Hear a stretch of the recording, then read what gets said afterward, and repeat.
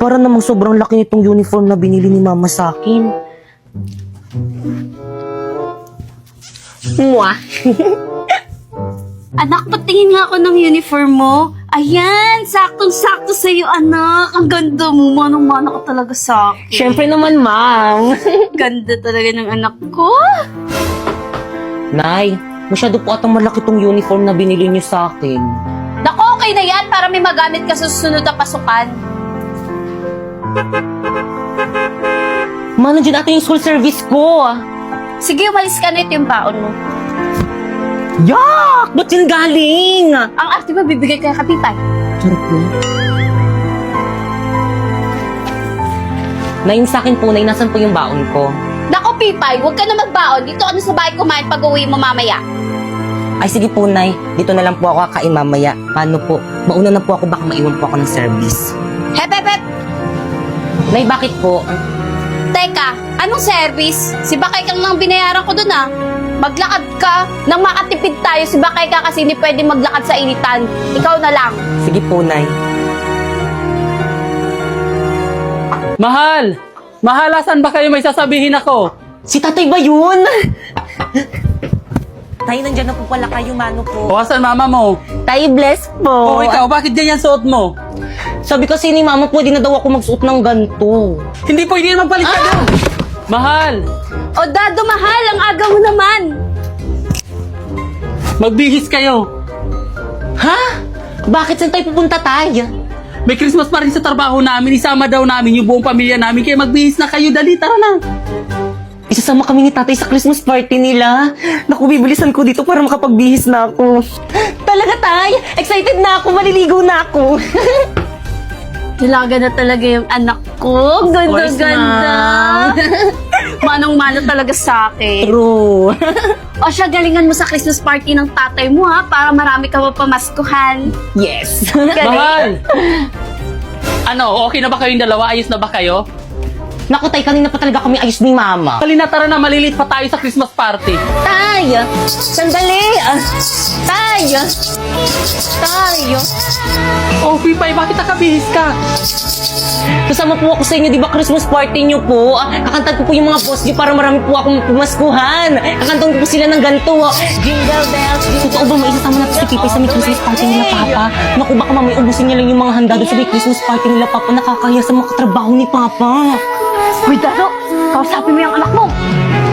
Pipay, anak, may limit lang kasi ang pwedeng isama doon sa Christmas party sa trabaho ko. At saka maraming hugasin at labahan dito sa bahay. Hayaan mo, sa susunod anak, isasama ka na namin. Ganun po ba, Tay? Sige po. O siya, anak, alis na kami. Tara na. Bye. Ingat kayo na yan.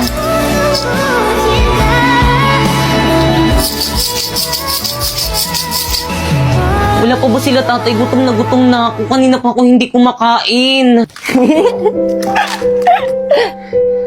Ayun, nandiyan na ata sila. O anak, nag-enjoy ka ba sa party at nabusog ka? Opo, Tay. Ang dami ko na pamaskuhan sa mga katrabaho mo. Busog na busog pa ako, Tay. Thank you. Buti naman. Ang dami, oh. O, di ba, Nay? Ang dami kong bagong dress, oh. O siya, itago mo na yung pinamaskuhan mo. Sige, Nay. Nay, gutom na po ako. Kanina pa po ako hindi nakain. O anak, pinabalot kita ng pagkain galing sa Christmas party ng tatay mo. Ay, Mari. Berna? Para sa akin ba to? Berna, anong ginagawa mo dito?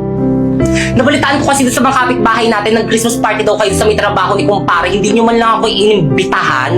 By the way, ito na yung dala yung ulam. Oo, Mare, pero By the way, Maris, thank you dito, ah. Uwi na ako. Bye. Na yung sa akin po. O siya, anak, mangutang ka muna sa tindahan ng sardinas. O sige po, mangutang na lang po ako ng sardinas. Marife! Marife! Marife! Aling Berna, ano ginagawa niyo dito sa may bahay namin? Nasaan yung nanay mo? O Berna, ang aga mo naman. Ano? Anong petsa na hindi pa rin kayo nagbabayad ng renta dito sa may bahay nyo? Aling Berna, pasensya na, hindi pa kasi dumarating yung sahod ng asawa ko eh. Naku, hindi ko nakasalanan yun. Lagi na lang kayong late nagbabayad ng rent dito. Naku, kapag hindi kayo nakabayad ngayon, mag-impake na kayo, maghanap na kayo ng ibang paparentahan nyo. O ito, bill nyo sa kuryente, bayaran nyo yan. Ay! Oh, mahal, ano narinig kong ingay kanina? Naku, Dado. Ang lalaki ng bayarin natin ngayong buwan. Kuryente, tubig, pati renta dito sa bahay. Kulang pa yung sinasahod mo. Paano na yung pagkain natin? Hayaan mo, mahal, gagawan ko yan ng paraan.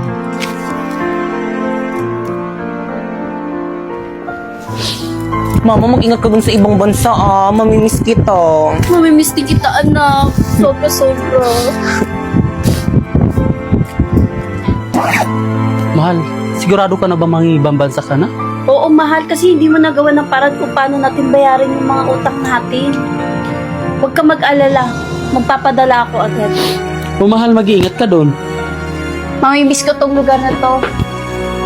Nay, mamimiss kita. O siya, sige, aalis na ako. Mag-iingat kayo, ha?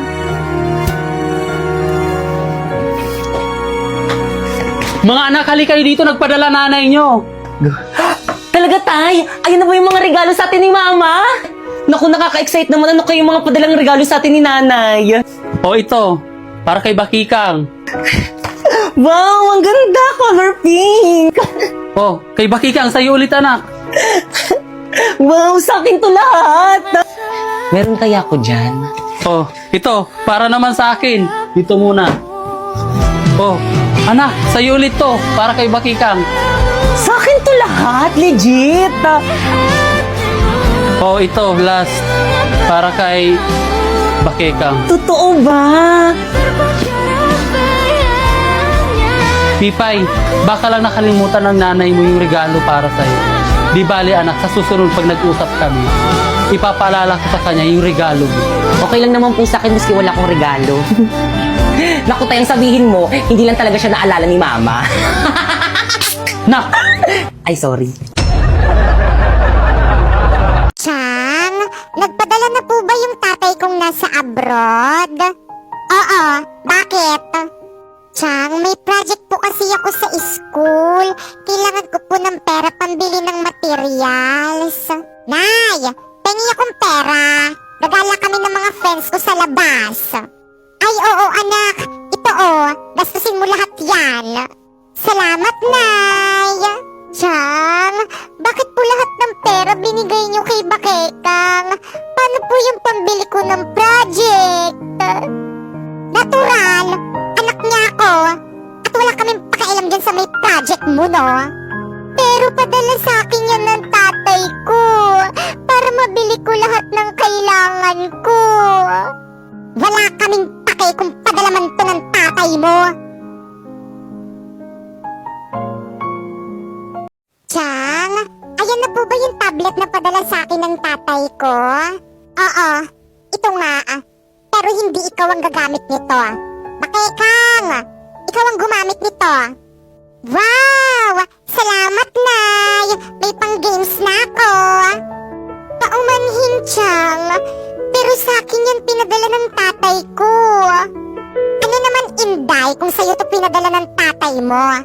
Hindi naman to bagay sa'yo eh.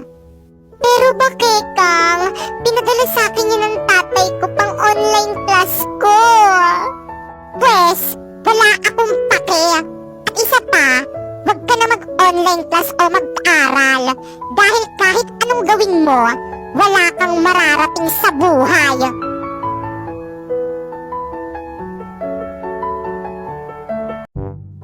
Hoy, Popoy! May tanong ako. Ano yung B?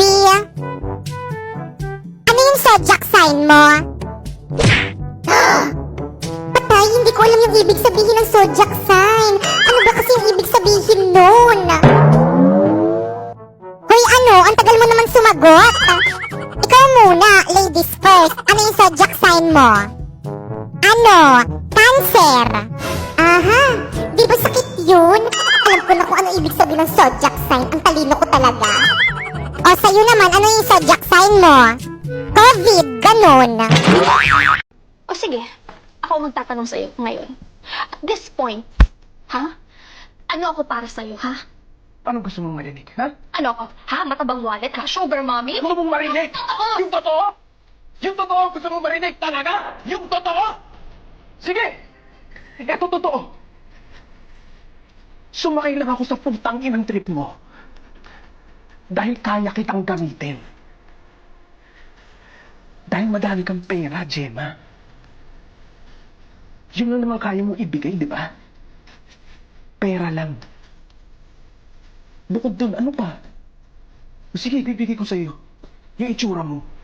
Bukod dun, ano pa? Sinong magkakagusto sa'yo? Sa ugali mong yan? Tangina, nakakairita ka, Gemma. Sobrang desperado mong tao.